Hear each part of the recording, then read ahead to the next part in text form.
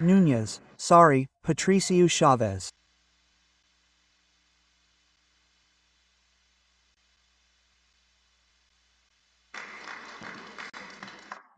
Thank you very much, Mr. President.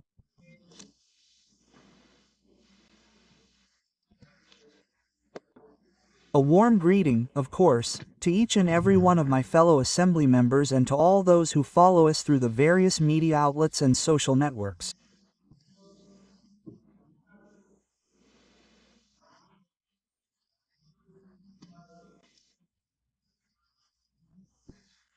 In previous months, in my capacity as an Assembly member, Mr. President, I presented a bill for an organic law to amend the Organic Law on Land Transportation, Traffic, and Road Safety, motivated precisely by the urgent need to transform our streets, our highways, and the way we have to move around in our country.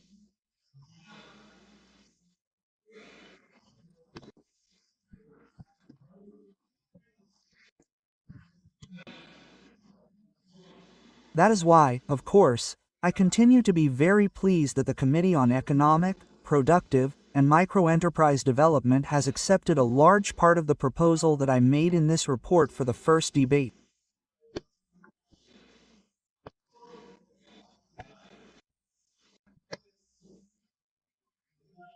This bill undoubtedly reflects, of course, a great commitment to those who walk, even to those who pedal or drive.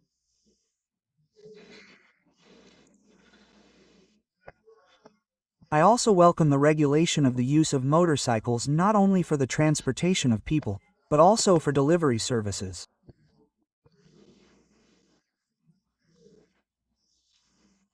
Of course, this strengthens control and sends a clear message in our lives that safety comes first.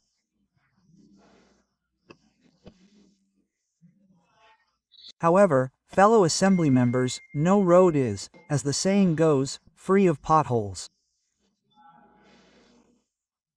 This reform, although solid, we also understand that it can be improved, and that is why we are here. And that is why I would like to request, in the most considerate manner, that a new article be incorporated into the draft organic reform law that we are debating today.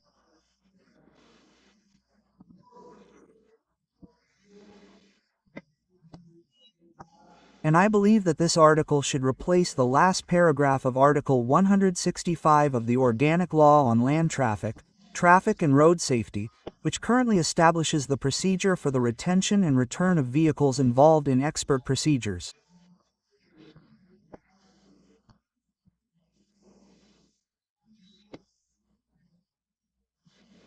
I suggest that the text should be as follows. After the expert procedures have been carried out, the vehicles will be returned to their respective owners within a maximum period of 24 hours, subject to an order from the competent authority. What is the idea behind this proposal?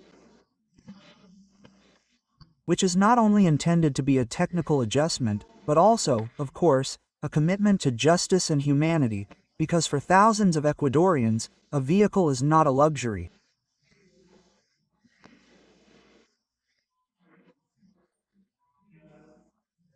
A vehicle is the livelihood of their families. It is the tool that allows taxi drivers, delivery people, or us, parents, to take our children to school and drive ourselves to work.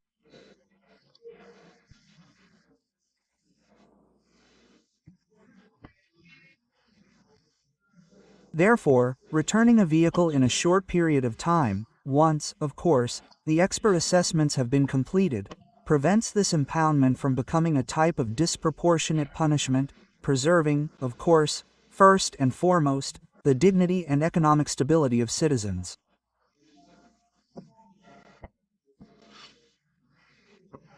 A vehicle stopped in an impound lot not only affects its owner, but also affects the entire family that depends on it.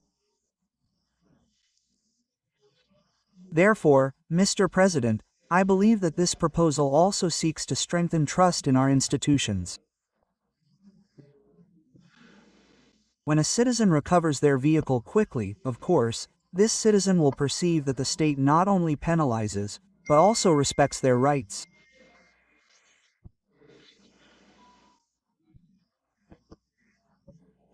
In this country where mobility is a driving force for the economy, this speed sends a powerful message, and that message is none other than that justice can be firm, but it can also be humane and consistent with citizens.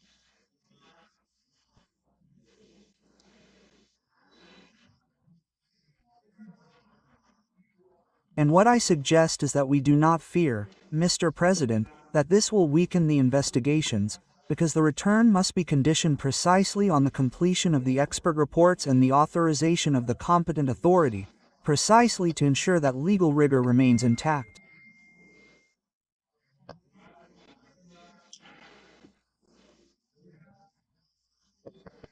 In closing, Mr. President, Article 165 in its current wording leaves the door open to delays that precisely generate frustration and mistrust.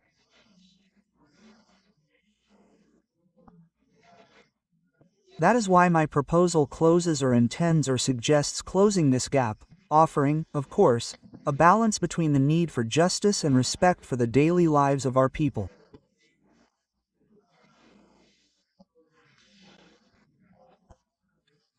Due to the limited time of this speech, I cannot detail or will not detail all the observations on the report for the first debate that we are considering, but of course I will send them in writing to the committee for its analysis. I will end with this, Mr. President. Thank you very much. And of course, road safety not only protects lives, but also the rights of those who make Ecuador a country in motion. Thank you very much, Mr. President. Coleas.